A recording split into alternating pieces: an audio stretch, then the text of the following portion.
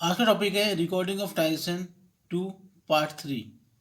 Topic है double column और two column cash book with cash and bank column.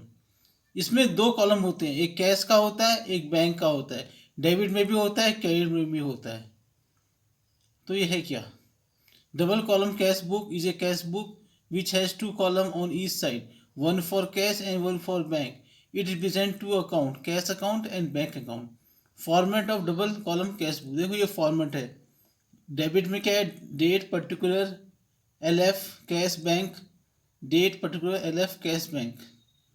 Debit में receipt, credit में payment. Contra entry क्या होती है?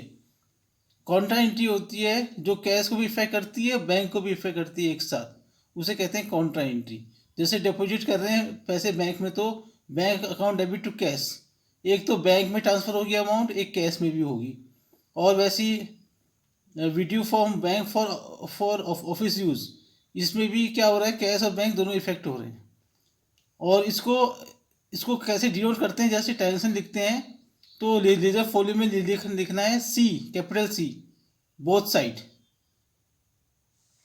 Contra entry, contra entry mean entries that are made on both sides of cash book. In a double column cash book, there are some transactions that relate to both cash and bank. Such entries are known as contra entry, are and are not posted into ledger.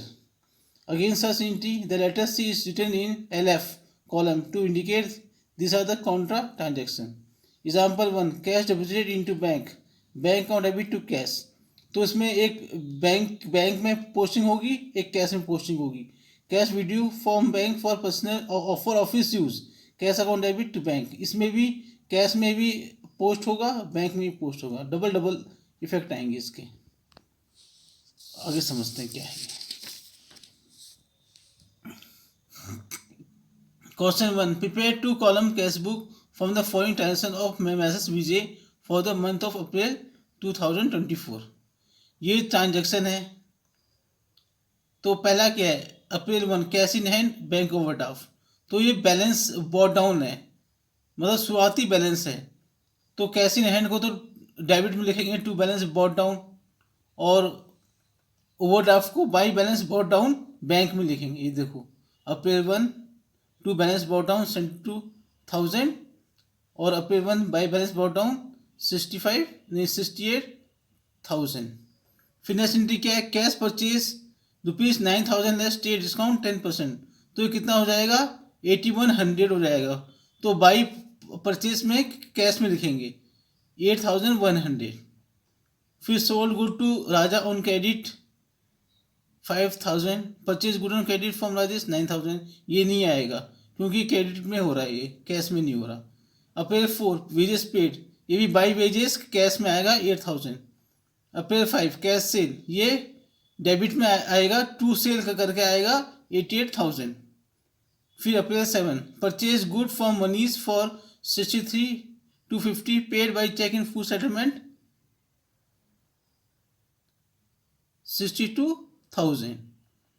तो इसमें क्या होगा? By मनीज का करके आएगा bank में, by मनीज का क्या आएगा बैंक में 62, नहीं हाँ 62,000 बाई मनीज का करके आएगा, पैसे रिसीव हैं। और 1 to 50 इसमें डिस्काउंट रिसीव्ड है, उसका भी अलग अकाउंट बनेगा। April 9, purchase furniture for cash, तो बाई फॉर फर्नीचर कैश में आएगा, ये अमाउंट 52,000 कैश में आएगा। फिर चेक इश्यू टू मनीज वॉज डिसऑनर, तो जो ऊपर जो एंट्री हुई थी उसकी उल्टी एंट्री हो जाएगी। अब ये डेबिट होगा टू मनीज करके 62,000 से।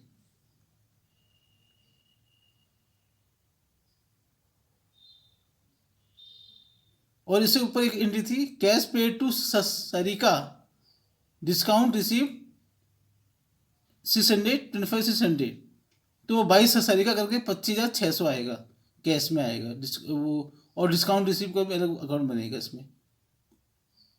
तो आगे चलते हैं। फिर है अप्रैल 13, कैश सेल, तो टू सेल करके कैश में आएगा 23,000, ऐसा आएगा देखो, टू सेल करके 23,000। फिर अप्रैल 16 है bank charge interest on overdraft 3,000, तो ये होगा by interest on overdraft, bank में जाएगा 3000, बाई में आएगा, ये क्रेडिट साइड में आएगा, 3000 बैंक में जाएगा ये।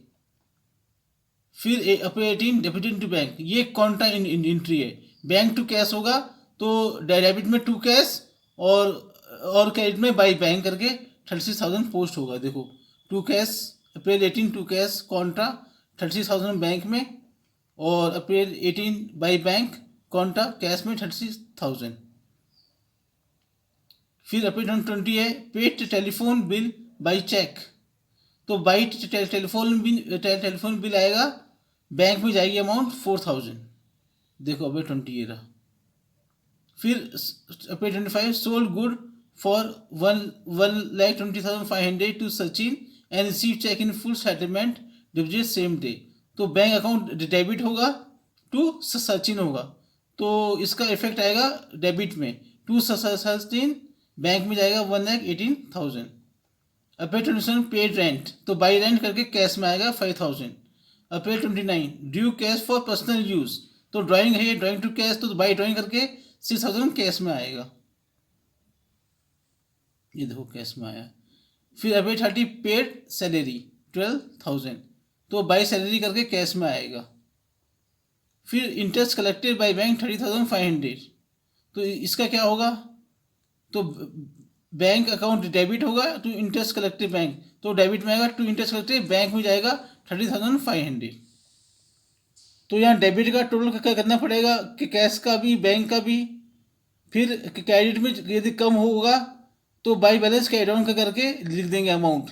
देखो इसमें आई है 30,300 कैश में आई है और 90,500 बैंक में आई है, इतनी कम है तो बैलेंस कैरी डाउन किया है, और फिर बॉ डाउन भी हो गया नीचे 30,300 90,500। तो मेरा टॉपिक आज यहीं खत्म होता है। यदि मेरी इन्फॉर्मेटिव लगी तो मेरा चैनल सब्सक्राइब कर लेना और लाइक दबा देना। थैंक्स।